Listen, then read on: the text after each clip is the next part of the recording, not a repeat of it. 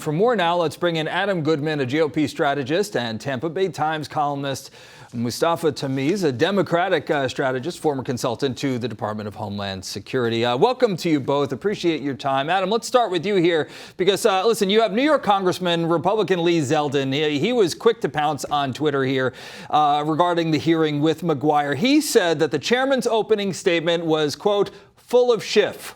That's what he said. And he said specifically regarding the whistleblower complaint here, Zeldin called it complete hearsay without firsthand knowledge and is not impeachable regardless. Do you agree? I do. I mean, you have to sit back and think, is this really happening? It's so surreal.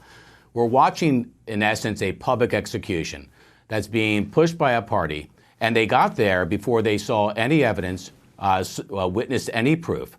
Before any of the due process that we seem to pride ourselves on this country is put into play. And then today, after the shameful performance of Speaker Pelosi, who said, looking us straight in the eye, this has nothing to do with politics.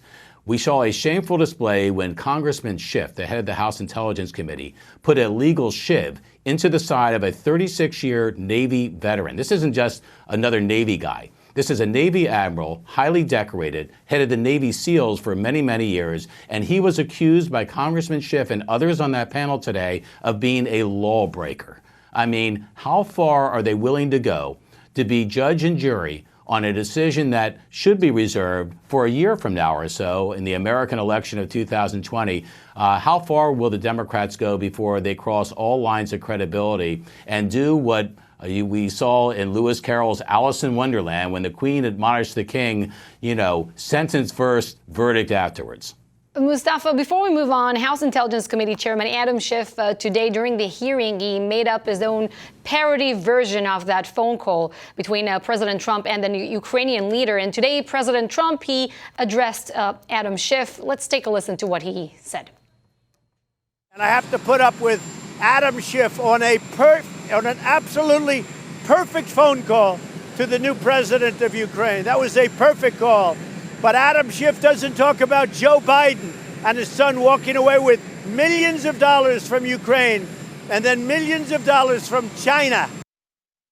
Mustafa, does President Trump have a point here? Why isn't Adam Schiff talking about Biden's conduct at all? I do feel like we're sometimes living an alternative reality. There's a group of folks that see facts and instead of acting on those facts, try to defend the president at any cost. The fact of the matter is that the president of the United States, in talking to the president of Ukraine, held foreign aid that was there to defend Ukraine against Russian incursions. And he basically did it by saying that if you look into Joe Biden and his son, I would consider that a favor. And he said it right after the president of Ukraine asked for the foreign aid. This is a typical mob-like shakedown that the president of the United States is doing. And I'm astounded that there are so many Republicans willing to put their party in front of their country. This is the most egregious action that we've seen by any American president. But what concerns me most than even the president's actions is the words by Republican leaders, whether they're elected or just talking heads, defending the president on this awful, awful action.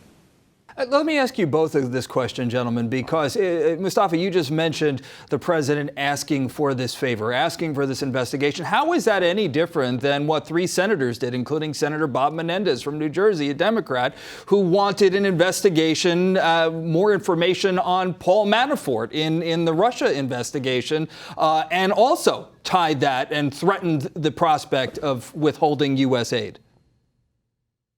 Yeah. Let me be clear.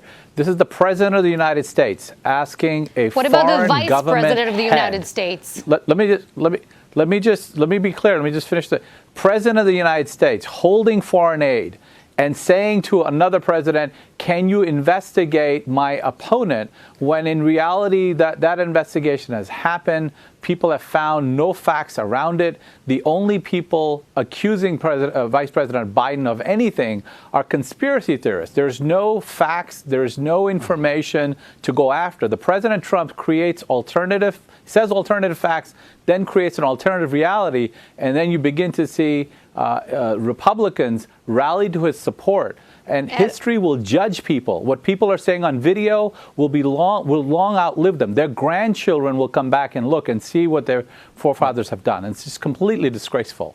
Adam, what do you say to that? Oh my gosh. Are there no facts? Oh my gosh. Where do you begin? I mean, Mustafa just basically reinforced what Speaker Pelosi and others did. He is judging Mustafa. Wait a second. You are judging him, the President of the United States, before you have all the information in hand. And so is everyone else, the Democrats on that committee today. They're judging not just the facts, which they still don't have completely, but they're also judging the character of a 36-year decorated Navy veteran. It's shameful that you will not wait to get things on the table so that the American people can hear what really happened or didn't happen. You've already walked him down death row into a political execution that is shameful. And if this is the standard, Mustafa, that you want to live by in this country, if we really are comfortable in America living by this standard, I promise you, any person elected president of the United States after Donald Trump will be will have to submit to the same rough treatment. There will be nothing but talk of investigation and impeachment instead of improving the lives of the people who live here. It's time to move this country forward, and time also to stop your conspiracy theories about what you like to have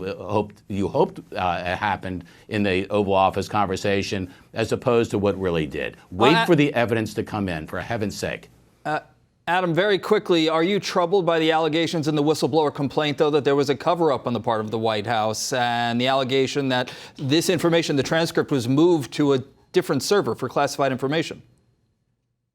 Well, that's a very good question. And I think all of us want to know the answer to that question, whether there's anything to that or not. Remember, we're getting this from an allegation from someone who wasn't there, who's getting second and third hand information and putting it down in this 5-page document as truth. And also, by the way, I'll tell you what the American people want to know. They want to know, number one, they want to know something more about the Biden story. Is there anything to it? Sorry, but we have to leave this debate here. We got to cut you. All right, we got to cut you. Adam Goodman, Mustafa Tameez, thank you.